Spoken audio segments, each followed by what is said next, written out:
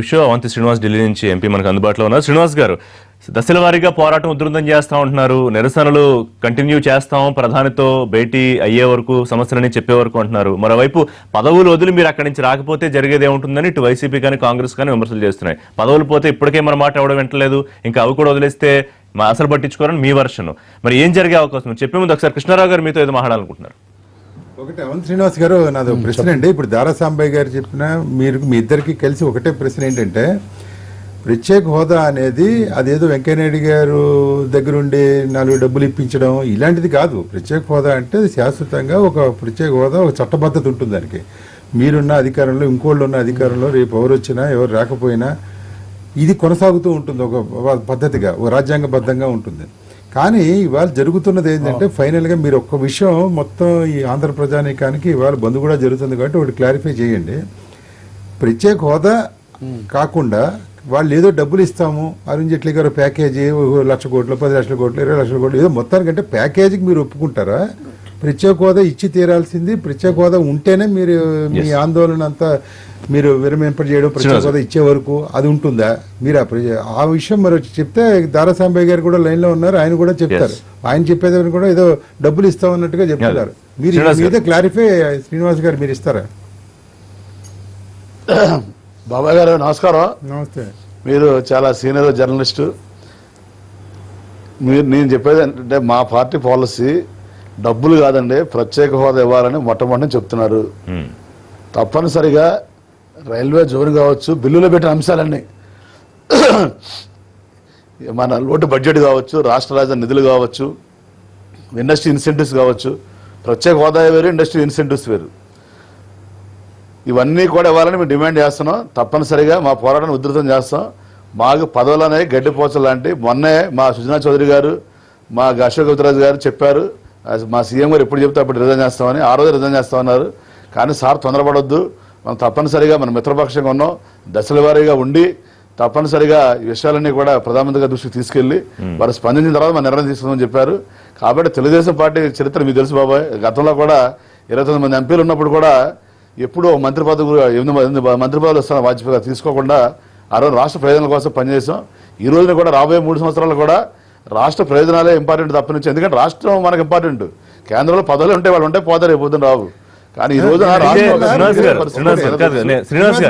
తప్పనిసరిగా ఎప్పుడు కూడా కాంప్రమైజ్ అయ్యే సమస్య లేదండి. ముఖ్యమంత్రి శర్మ గారు చెప్పారు నిన్న, మా అబ్బాయి చెప్పినా కూడా ఎన్నో రాష్ట్ర ప్రయోజనాల విషయంలోనే. కాబట్టి అసలు అలాంటి అనుమానాలను పెట్టుకోవద్దు. సరే, రాజకీయంగా వేరే వాళ్ళు విమర్శిస్తుంటారు, అవన్నీ కాదు. మీరు జర్నలిస్ట్ కాబట్టి మీరు అనలిస్టు. మీరు ఎంతమంది చూసారు ముఖ్యమంత్రులని, ప్రభుత్వాలని, పార్టీలని? మీరే అర్థం చేసుకోండి, మేధావులు. కాబట్టి మీరు అవన్నీ విమర్శించట్లా. ఎవరు పందాల వారు చేయండి. కొంతమంది బంధువులు చేస్తారు, కొంతమంది ధర్నాలు చేస్తారు, రాష్ట్రోకలు చేస్తారు, పార్లమెంట్ లో చేస్తారు. అందరం చేద్దాం. అంటే శ్రీనివాస్ గారు, తప్పనిసరిగా మన రాష్ట్రాన్ని మనం బాగు చేసుకోవాలి. శ్రీనివాస్ గారు, ఇది మన రాష్ట్రం. శ్రీనివాస్ గారు, ఒక విషయం. శ్రీనివాస్ గారు, ఎంపీలు అందరూ చాలా క్లియర్ గా చెప్పారు. మీరందరూ మాట్లాడినప్పుడు ఖచ్చితంగా మేము హోదా సిద్ధించే వరకు నిరసన పోరాటం కొనసాగిస్తామని. ఇవాళ సాయంత్రం, రేపు, లేకపోతే 2 రోజుల్లో ప్రత్యేక ప్యాకేజీతో కేంద్రం ముందుకొస్తే దాంతో సంతృప్తి చెందుతారా, లేకపోతే మాకు సాయం కావాలి, హోదా కావాలి అని పోరాటం కొనసాగిస్తారా? అది కొంచెం క్లారిటీగా. 2 కావాలి సార్. 2 వచ్చారు, కొనసాగిస్తారు. రైట్. నిన్న జరిగినటువంటి లీకేజ్లు ఇదంటే, వెంకయ్యనాయుడు గారు కలిసిన తర్వాత, ప్రధానమంత్రి గారిని కలిసిన తర్వాత ఈ ప్యాకేజీకి సంబంధించి ఆ తర్వాత వీళ్ళు కూడా అరుణ్ జైట్లీని కలిశారు. కేంద్ర మంత్రులు సుజాత చౌదరి గారు, వీళ్ళందరూ అరుణ్ జైట్లీని కలిస్తే దీనికి సంబంధించినటువంటి ఒక కసరత్తు ప్రారంభించాం అన్నట్టుగా వార్తలు వచ్చినాయి. అంటే ఈ సందర్భంలో ఇవాళ పార్లమెంట్ లో 5వ తారీఖున ప్రైవేట్ మెంబర్ బిల్లు ఓటింగ్ కూడా వచ్చేటటువంటి పరిస్థితి ఉంది కనుక, ప్రత్యేక హోదాకి సంబంధించినటువంటి ప్రకటన వచ్చేదాకా మా ఆందోళన కొనసాగిస్తామని తెలుగుదేశం పార్టీ ఎంపీలు నిలబడితేనే రాష్ట్రానికి ప్రయోజనం. ప్యాకేజీ కావాలి, హోదా కావాలి, ముందు ప్యాకేజీ ఒప్పుకుంటున్నాం, ఆ తర్వాత హోదా అనేటటువంటిది దాని మీద ఆలోచిద్దాం అనేటటువంటిది ఇదిలో కనపడుతోంది అవుతాం. అట్లా కాకుండా ముందు హోదా మీద దానికి సంబంధించినటువంటి ఒక కన్సెంట్ ఇవ్వాల్సినటువంటి అవసరం ఉంది హౌస్ లో. ఖచ్చితంగా దీన్ని ఇస్తాము అనేటటువంటి ఒక కమిట్మెంట్. సాంబయ్య గారు, కృష్ణారావు గారు అడిగిన అంశం మీకు కూడా వర్తిస్తుంది. అంటే ఇప్పుడు దాదాపుగా అదే విషయం మీరు పరోక్షంగా చెప్తున్న అంశాన్ని ప్రత్యక్షంగా స్పష్టం చేస్తారా? ఇటు మీ మిత్రపక్షానికి, మొత్తం ఆంధ్రప్రదేశ్ రాష్ట్ర ప్రధానందరికీ హోదా ఇవ్వము, ఇచ్చే ప్రసక్తి లేదు, ప్రత్యేక ప్యాకేజ్ ఇస్తాము అని చెప్తారా? లేకపోతే ప్యాకేజ్ ఇస్తాం, ప్రస్తుతానికి హోదా అంశం పరిశీలిస్తున్నాం అని చెప్తారా? ఒక విషయం అండి, ఇక్కడ ప్రత్యేక ప్యాకేజ్ కానీ లేక ప్రత్యేక ప్రతిపత్తి కానీ ఈ రెండు కూడాను ప్రభుత్వం ఆలోచనలో ఉన్నాయి. ప్రభుత్వం ఏం చేస్తుందంటే ఇప్పుడు న్యాయపరమైన చట్టపరమైనటువంటి కొన్ని ఇబ్బందుల్ని నీతి ఆయోగ్ ద్వారా అధ్యయనం చేస్తూ ఉంది. ఏది ప్రజలకి ఎక్కువ ఉపయోగపడుతుంది, ఇతర రాష్ట్రాల నుండి కానీ లేక న్యాయస్థానాల నుండి కానీ ఏ రకమైనటువంటి చిక్కులు రాకుండా చూసుకుని ఈ రాష్ట్రానికి కావలసినటువంటి ఆర్థిక సహాయం ఇవ్వాలని చెప్పి కేంద్రం ప్రయత్నిస్తుంది. ఇక్కడ ఏదైనా ప్యాకేజ్ అయినా లేక హోదా అయినా ఈరోజు ఆంధ్ర రాష్ట్రాన్ని ఆర్థికంగా పరిపుష్టం చేయాలనేటువంటి ఏకైక లక్ష్యంతోనే ఇప్పటి వరకే 1,43,000 కోట్లు మంజూరు చేసింది కేంద్రం ఆంధ్ర రాష్ట్రానికి. ఒక్కసారి 12 ఉన్నత విద్యా సంస్థలు అదే అంటే 1,43,000 హైదరాబాద్ రాజధానికి ఇచ్చారని మీరు తెలుగుదేశం పార్టీ చెప్పిస్తే ఎవరికి ఇబ్బంది ఉండదు. ఒక నిమిషం శ్రీనివాస్ గారు, ఉన్నత విద్యా సంస్థలు ఒక నిమిషం సాంబయ్య గారు ఒక నిమిషం అందులో 9 ప్రారంభం అయినాయి. ఒక నిమిషం సాంబయ్య గారు, ఒక నిమిషం అండి, మంజూరు చేశారు. సాంబయ్య గారు ఒక్క నిమిషం, ఇది ప్రత్యేకమైనటువంటి ప్రతిపత్తి కాదా? సాంబయ్య గారు ఒక్క నిమిషం ప్లీజ్. శ్రీనివాస్ గారు, చెప్పండి. 1,43,000 కోట్లు ఇచ్చేసామని చెప్తున్నారండి, వచ్చాయా? ఏమండి, అవునండి. ఆంధ్రప్రదేశ్ రాష్ట్రం మన సౌత్ ఇండియాలో కీలకమైన ప్రదేశంలో ఉంది. ఇప్పుడు చెన్నై నుంచి కలకట్టాకి హైవే వేయాలంటే ఆంధ్రప్రదేశ్ నుంచి వెళ్ళాలి, వేరే రూట్ లేదు ఇంక వెళ్ళడానికి. అవును, ఆ ప్రాజెక్ట్ కూడా మనకి ఆంధ్రప్రదేశ్ కి ఇచ్చామని చెప్తే అలాగా. పీపీపీ ప్రాజెక్టులు చాలా ఉంటాయి దేశంలో, నేషనల్ హైవేస్, అవన్నీ కూడా ఆంధ్రప్రదేశ్ కి ఇచ్చని చెప్పడం కాదు. మనకి ఆంధ్రప్రదేశ్ కావాల్సింది ఏంటి? లోటు బడ్జెట్ 16,700 కోట్లు లోటు బడ్జెట్ అని చెప్పారు.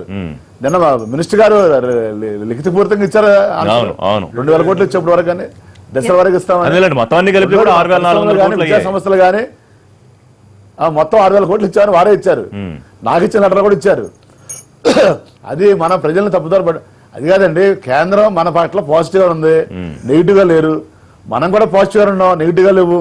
కానీ మనం అడిగేదానికి వాళ్ళు ఇచ్చేదానికి జమీన్ ఆస్మాన్ ఫరక్ అంటారు హిందీలో, అంటే ఆకాశానికి భూగోళం తేడా ఉంది. అయితే కాబట్టి వాళ్ళు ఏమంటున్నారంటే మిగిలిన రాష్ట్రాలతో మనం కంపేర్ చేస్తున్నారు, కానీ మిగిలిన రాష్ట్రాల పరిస్థితి వేరు, మన రాష్ట్రం పరిస్థితి వేరు. అదే ఆ విషయం మనకు అర్థం అవుతుంది, పైన అర్థం అవ్వాలి కదా ఆ విషయం. వాళ్ళకు అర్థమైంది. వాళ్ళు అనేది ఏంటంటే మధ్య డబ్బులు లేవు, మీకు ఇస్తే మిగిలిన రాష్ట్రాలు కూడా అడుగుతారని అంటున్నారు. మరి డబ్బులు లేనప్పుడు ఎందుకు విభజించారు రాష్ట్రాన్ని? విభజించకూడదు కదా. ఆ రోజున బీజేపీ కూడా సపోర్ట్ చేస్తుంది కదా. కాంగ్రెస్ పార్టీ విభజించింది, బీజేపీ సపోర్ట్ చేశారు.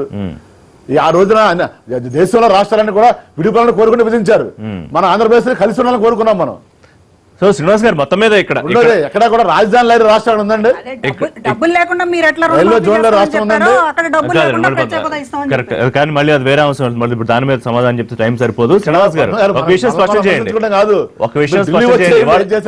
ఇవాళ ఏదైతే రాష్ట్రంలో బంధు వాతావరణం ఉందో, ఆంధ్రప్రదేశ్ లో మొత్తం వైసీపీ కానివ్వండి, కాంగ్రెస్ ఇతర రాజకీయ పక్షాలన్నీ బంధుకు పిలుపునిచ్చాయి. ఖచ్చితంగా ఈ అంశం కేంద్రం దృష్టిలోకి వెళ్లి ఉంటుందా? అంటే మీరు చేస్తున్న ప్రయత్నంతో పాటు ఇది కూడా ఖచ్చితంగా మీకు యాడ్ అయ్యే అవకాశం ఉంది, ఒప్పుకుంటారా? ఏమండి, ఇప్పుడు అన్ని కూడా తప్పనిసరి అది కాదు సార్. ఇప్పుడు కేంద్ర ప్రభుత్వం ఇంటెలిజెన్స్ ఉంటుంది, దేశంలో ఏం జరుగుతుందో ప్రధానమంత్రి గారికి ఎప్పుడు కూడా ఇన్ఫర్మేషన్ వస్తూ ఉంటుంది. నేను కోరేది ఏంటంటే రాజకీయ పక్షాలు అందరినీ కూడా ఏది చేసినా మనం గల్లీలో కాకుండా ఢిల్లీలో చేస్తే ఇంకా దాని ఫలితం బాగుంటది. అంతేగాని మనం వైఎస్ఆర్ వాళ్ళు టీడీపీ విమర్శించడం, టీడీపీ వైఎస్ఆర్ విమర్శించడం కాదు.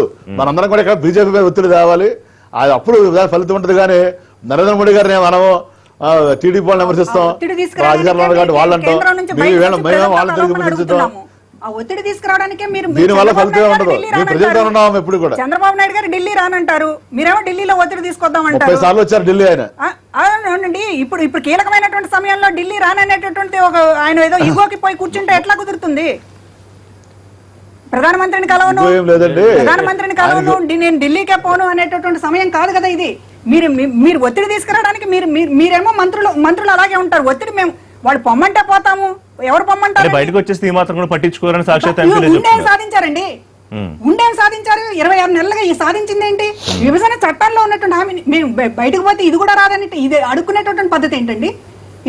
ఎన్టీ రామారావు గారి పార్టీనా ఇది, లేకపోతే ఇంకేమన్నా ఇదే? ఎన్టీ రామారావు గారు తేల్చుకున్నారు ఢిల్లీ తోటి. కృష్ణారావు ఇప్పుడు తేల్చుకోవడం వల్ల కొన్ని సమస్యలు పరిష్కారం అవుతాయండి, ఒత్తిడి పోరాటం వల్ల కొన్ని సమస్యలు పరిష్కారం అవుతాయి. అంతేగాని ఇవ్వడం మీరేమో వాళ్ళని వదలరు. కృష్ణారావు గారు, ఏమి రాజకీయం ఇది? ఇందులో ఇప్పుడు మీరు చెప్పాల్సిన ఇందులో పొలిటికల్ యాంగిల్ ఖచ్చితంగా ఉందా లేదా? ఏ పార్టీకి ఆ పార్టీ ఇదిగో ప్రత్యేక హోదా కోసం మేమే ప్రయత్నం చేస్తున్నాం, వైసీపీ 2 ఏళ్లు మేము ఇంతకుముందు ధర్నాలు చేసాం, ఢిల్లీకి వెళ్ళి వచ్చామని.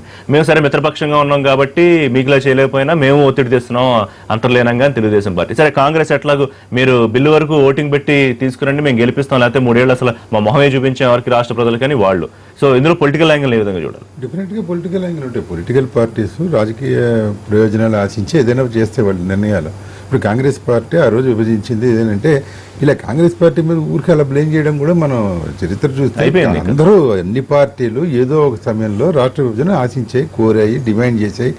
ఇప్పుడు ఆయన చెప్తున్నారు కానీ మేము అందరూ ఆంధ్రప్రదేశ్ ఐక్యంగా ఉండాలని కృషి చేశామని. అప్పుడు అవంతి శ్రీనివాస్ గారు ఇక్కడ ఉన్నారు, ఆయన ఎమ్మెల్యేగా. అవును. ఆ రోజు ఎంపీల్లో గుండు సుధారాణి గారు, దేవేంద్ర గౌడ్ గారు ఓటు అనుకూలంగా వేశారు తెలంగాణకి. ఆదిలాబాద్ రమేష్ రాథోడ్ ఎంపీ, తెలుగుదేశం ఎంపీ గారు గొడవ పడ్డారు కదా ఆ రోజు. మన ఇతనితో ఆయన ఉన్నాడు కదా ఎంపీతో, అది గొడవ పడి ఆయన అనుకూలంగా ఓటేసాడు బిల్లుకి. వీళ్ళు వ్యతిరేకంగా వేసి ఉండొచ్చు. మోదుగుల వేణుగోపాల్ రెడ్డి వాళ్ళతో పెద్ద గొడవ ఫైట్ అంతా అయింది. సో ప్రాంతాల వారీగా విడిపోయినప్పుడు అది వేరే విషయం. ఇక్కడ ఇంకోటి ఏంటంటే కాంగ్రెస్ పార్టీ కొంచెం ఇందులో దాన్ని మరీ తప్పుపట్టి ఏదో దోషిగా నిలబెట్టాల్సిన అవసరం ఇప్పుడు లేదు. వాళ్ళు ప్రతిపక్ష హోదా వచ్చి అంటే ఏమీ లేని, అసలు ఒకటి కూడా ప్రతిపక్ష హోదా కాదు, అసలు ఒక ఎమ్మెల్యే లేడు, ఒక ఎంపీ లేడు కదా. ఉన్నప్పుడు పార్టీ రివైవ్ కోసం వాళ్ళు దీన్ని టేకప్ చేశారు. ఇది ఇమ్మని అడిగారు, బంద్ ఒకసారి చేయించారు, 1 కోటి సంతకాలు అన్నారు, అవన్నీ ఇవి అన్నారు. కేవీపీ ఇప్పుడు ఏదో బిల్లు కూడా పెట్టాడు. ఆయన రాజ్యసభ సభ్యుడిగా ఆయనకున్న హక్కు అదే. ముందు లేఖ రాశారు, సోనియా గాంధీ లేఖ రాసింది ఏడాదికి ముందు 2014 జూన్లోనే ఆవిడ లేఖ రాసింది. మేము హామీ ఇచ్చాం చేయబాబు నరేంద్ర మోడీ అని. ఓ ఏడాది అయిన తర్వాత మళ్ళీ రాసింది, మీరు ఇంకా చేయలేదు ఏమిటని. సో కాంగ్రెస్ పార్టీ వాళ్ళు ఏదో వాళ్ళు ఇచ్చిన హామీని, బీజేపీ బలపరిచిన హామీని, అసలు యాక్చువల్గా బీజేపీ నుంచి వచ్చిన హామీని చేయమంటే వాళ్ళ వైఎస్ఆర్ కాంగ్రెస్ డెఫినెట్లీ పొలిటిసైజ్ చేస్తారు. అధికార పక్షం ఇందాకే మొదట చెప్పాను నేను, వీళ్ళిద్దరూ ఇస్తామని తెస్తామని అన్న వాళ్ళు చేయలేదు కదా. ఒక ఆయన 5 ఏళ్ళు అన్నారు, 10 అన్నారు, ఇంకోటి 15 అన్నారు. సో దీని అన్నింటినీ చేసుకుని వాళ్ళు చేయడం లేదనేది ఒకటేంటంటే, ఇది రాదు అనేది చాలా సుస్పష్టం. రాదు. ప్రత్యేక హోదా అనేది ఇవ్వడం మళ్ళీ ఎవరో న్యాయపరమైన చిక్కులు అన్నారు. ఐ థింక్ దారాసాంబయ్య గారు అన్నది అది కొంచెం లోపల కరెక్టే. అది ఇప్పుడు ఇస్తే వీళ్ళకెలా ఇచ్చారు, మాకెందుకు ఇవ్వలేదు, మా రాష్ట్రాలు విడిపోయాయని వెళ్ళొచ్చు. అది రాదు. రాని దానికి ఏదో ప్యాకేజీ చేసుకుందామని చంద్రబాబు నాయుడు గారు ఎట్టొచ్చి ఆయన ఇప్పుడు తృప్తిపరచాలి. యాక్చువల్గా వాళ్ళిద్దరికి సంబంధించి చంద్రబాబు నాయుడు గారు అయితే ఇంతవరకు సేఫ్. బట్ రేపు పొద్దున ఏమవుతుందంటే, వీళ్ళు ఇవ్వకపోయి కేవలం ఏదో ప్యాకేజీ వ్యవహారం అంటే, ఏమంటే ఈ ప్యాకేజీ కోసం మీరు ఇన్ని రోజులు చేసింది మీరు ప్రత్యేక హోదా గురించి కదా, అది పెద్ద హడావడి చేశారు, అది ఏమైందని కూడా అడగచ్చు. ఇది 2019 దాకా ఈ ప్రత్యేక హోదా అనేది మొత్తానికి ఇందులో ఓవరాల్ గా ఏంటంటే బీజేపీకి కొంచెం మైనస్ పాయింట్. శ్రీనివాస్ గారు, వాస్తవేనా వైసీపీ కాంగ్రెస్ ల ట్రాప్ లో తెలుగుదేశం పార్టీ పడింది ఈ అంశం విషయంలో? చంద్రబాబు నాయుడు గారితో ప్రత్యేకంగా అంశం మీద మాట్లాడాలి అనే ప్రయత్నం చేస్తున్నారు బీజేపీ పెద్దలు, వాస్తవం ఉందా ఇందులో? సార్ ఇప్పుడు మీరు అర్థం చేసుకోవాల్సింది, గత 2 సంవత్సరాల్లో మీరు రికార్డు తీసుకోండి, ఈ రాష్ట్ర విభజన బిల్లు విషయంలో కానీ, ప్రత్యేక హోదా గురించి కానీ, రైల్వే జోన్ గురించి కానీ, నా వరకు నేను 12 సార్లు మాట్లాడాను మా పార్టీ తరఫున parliament on the record, on the floor. Prime minister ఉన్నప్పుడు చెప్పాను, మాకు గతంలో కూడా 29 మంది ఎంపీలు ఉన్నప్పుడు మాకు మంత్రి పదవులు ఇంపార్టెంట్ కాదు, రాష్ట్ర ప్రయోజనాలు ఇంపార్టెంట్ సార్, దయచేసి మా రాష్ట్రాన్ని పెద్ద ఎత్తున ఆదుకోండి అని on the floor of the house చెప్పాను నేను. కాబట్టి మేమేదో వాళ్ళ ట్రాప్ లో పట్టాం, వాళ్ళు మా ట్రాప్ లో పట్టాం కాదు సార్. రాష్ట్ర ఇబ్బందులు నిరసనలు తెలియజేసే స్థాయికి సంబంధించి అటువంటి అభిప్రాయం ఉందని నేను విన్నా కేంద్రం పెద్దల్లో. వాళ్ళ ట్రాప్ లో ఏదో మీరు పడిట్లా చేయాల్సి వస్తుంది. తప్పనిసరిగా సార్ ఇక్కడ రాజకీయాలకు ఇంకా సమయం సార్. సార్ నా విజ్ఞప్తి ఒకటే, మీడియాకి కానీ మేధావులకు కానీ, ఇంకా ఎలక్షన్ ఇప్పుడే 3 సంవత్సరాలు ఎలక్షన్ లేవు, దయచేసి ఆ రోజున రాష్ట్రానికి అన్యాయం జరిగింది, అన్ని పార్టీలు అన్యాయం చేశారు. ఈ రోజున మేము అధికారులు ఉండొచ్చు, మా పార్టీ ఎవరు అధికారులు ఉన్నా కూడా రాష్ట్ర ఇబ్బందులు కూడా వాస్తవం. కాబట్టి జరిగిన అన్యాయాన్ని సరిచేయాల్సిన బాధ్యత అన్ని రాజకీయ పక్షాలు. రాజ్యసభలో చూశారు, మా ఎంపీలు కోఆర్డినేట్ చేసి 11 రాజకీయ పక్షాలు కూడా మాకు మద్దతు ఇచ్చాయి, ఏమని ప్రత్యేక హోదా ఇవ్వాలని. అది దేశ చరిత్రలో ఒక మైలు రాయి లాంటిది. ఈ రోజు బీజేపీ వారు చెప్తున్నారు వేరే వాళ్ళు అడుగుతారని. వేరే వాళ్ళు అడిగితే వేరే రాష్ట్రాల పరిస్థితి వేరు, మన రాష్ట్రం పరిస్థితి వేరు. ఆ రోజున మా 2 ఎంపీలు ఉన్నా కూడా పార్లమెంట్ లో పార్టీలు కొనసాగిస్తున్నారా? తప్పనిసరిగా అండి Right. మేము చెప్పాను కదా, సామదాన భేద దండన, రైట్ సామదాన భేద దండన అండి. పని అయ్యే వరకు కూడా మేము విశ్రమించే సమస్య లేదు. రాష్ట్ర ప్రయోజనాల విషయంలో తెలుగుదేశం పార్టీ గానీ ఎంపీలు గానీ రాజీ పడే సమస్య లేదు. రైట్ శ్రీనివాస్ గారు. మాకు రాష్ట్ర ఏం చెప్తారు ప్రయోజనాలు finally? ఇంపార్టెంట్, రాజకీయాలు మాకు ఇంపార్టెంట్ కాదు. Right. మా నాయకుడు క్లియర్ గా చెప్పారు చంద్రబాబు నాయుడు గారు. Right. ఆయన చాలా సీనియర్ నాయకుడు దేశంలోనే. మరి ఆయన ఎన్ని సంవత్సరాలు కూడా చాలా ఓపికగా ఉన్నారు ఆయన. 2 సంవత్సరాలు కూడా. ఎందుకంటే రాష్ట్రాన్ని మంచి జరగాలి, Right, చెడు sir. జరగకూడదని. రైట్ తప్పనిసరిగా రాబోయే రోజుల్లో మరి ఆయన ఎంత కష్టపడతా మీరు చూసారు, నేను చెప్పవసరం లేదు. రాష్ట్ర ప్రజలు కూడా చూద్దాం ఈ అంశం మీద కానీ దానికి డబ్బులు కావాలి. ఎంత ఏం జరుగుతాయి కష్టపడినా వాళ్ళు చూద్దాం శ్రీనివాస్ గారు. ప్రత్యేక హోదా అనేటటువంటిది రాకపోతే Thank you అండి, తప్పకుండా. నమస్కారం. ఇంకా ఎటువంటి భవిష్యత్తు లేదు అనేటటువంటి ఒక ఆవేదన ప్రజల్లో ఉంది. అది వాస్తవం కూడా. ప్రత్యేక హోదా అందువల్లనే బీజేపీని చంద్రబాబు గారిని ఎందుకు చూసి వేశారు ప్రజలు అంటే ఈ ఒక కేంద్రం నుంచి ఒక అద్భుతమైనటువంటి సహాయం అందుతుంది అనేటటువంటి సో హోదా కాదు ప్యాకేజ్ లాంటి అవుట్కమ్ ఏదొచ్చినా మీరైతే పోరాటం మేము కాదు, కొనసాగిస్తారు. అసలు ప్రజలు అంగీకరించే పరిస్థితి లేదు. అందుకనే Right. ఇప్పుడు చంద్రబాబు నాయుడు గారు సాంబయ్య గారు. బీజేపీ పాపాన్ని నేనెందుకు మోయాలి అనేటటువంటిది ఇంత ఇది నడుస్తుంది. అంతే తప్ప వేరే ఉద్దేశం కాదు. సాంబయ్య గారు. బీజేపీ ఎప్పుడు కూడా రాజకీయం చేయదండి. ఇది ఒక సిద్ధాంతపరమైనటువంటి పార్టీ. ఈ రాష్ట్రానికి మేలు జరగాలని చెప్పి వెంకయ్య నాయుడు గారు కానీ మోడీ గారు కానీ వాళ్ళు ఒక ప్రత్యేకమైనటువంటి నిర్దిష్టమైనటువంటి ప్రణాళికతో ఉన్నారు. చూద్దాం మరి ఆ ప్రత్యేకమైన నిర్దిష్టమైన ప్రణాళిక ఏమన్నా బయట పెడతారేమో ఇవాళ రేపట్లో చూద్దాం. థ్యాంక్ యూ సాంబయ్య గారు లైవ్ లో అందుబాటులోకి వచ్చినందుకు. థ్యాంక్ యూ శ్రీనివాస్ గారు ఢిల్లీ నుంచి లైవ్ లో అందుబాటులోకి వచ్చినందుకు. థ్యాంక్ యూ పద్మ గారు. థ్యాంక్ యూ కృష్ణారావు గారు. ఇదే వాటి లైవ్ షో. మరిన్ని లైవ్ అండ్ పొలిటికల్ అప్డేట్స్ కోసం చూస్తూనే ఉండండి ఎన్టీవీ.